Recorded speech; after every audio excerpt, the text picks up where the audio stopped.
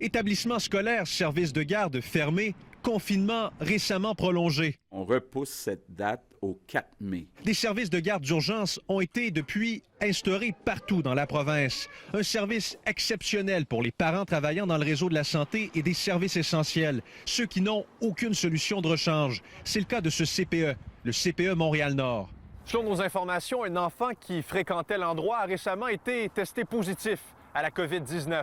Le syndicat des intervenantes en petite enfance de Montréal est bien sûr au courant. Dès que l'information est tombée, ils ont fermé le CPE une journée pour faire l'enquête au niveau de la santé publique. C'était le vendredi. Le lundi suivant, ils ont fermé le CPE pour une période de 14 jours. Par contre, ce qu'il a de la difficulté à comprendre, c'est qu'à 5 km de là, au CPE du Passe-Temps, où une éducatrice a été testée positive au nouveau coronavirus, il n'y a pas eu de fermeture complète, mais plutôt une mise en quarantaine de certaines personnes.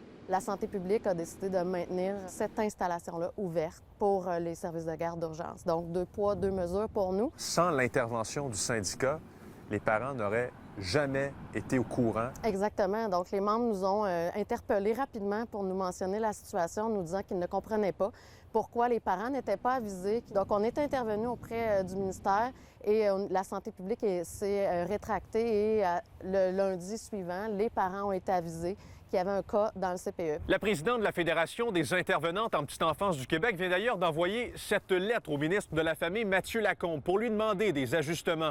Nous l'avons obtenu en exclusivité. On demande 3 choses à Québec. Rendre public tous les cas de COVID-19 dans les services éducatifs, rendre public les protocoles de la santé publique si un cas est détecté et rendre les tests disponibles pour le personnel et les usagers des services éducatifs en cas d'infection. Il nous a mentionné qu'il allait la lire avec attention et considérer ce qu'on lui apportait comme élément. Ce que vous dénoncez, en fait, c'est l'absence de consignes claires et le fait que vous n'ayez pas accès aux protocoles de la santé publique qui sont confidentiels. On ne demande pas d'avoir une procédure rigide, mais d'avoir du moins une uniformité d'application. L'inquiétude est palpable. Les services de garde d'urgence attendent d'ailleurs toujours une reconnaissance du gouvernement du Québec. S'occuper des enfants des travailleurs essentiels comporte des risques, font valoir les syndicats. Ils demandent des primes pour les intervenantes qui sont aussi au front. Andy Saint-André, TVA Nouvelles, Montréal.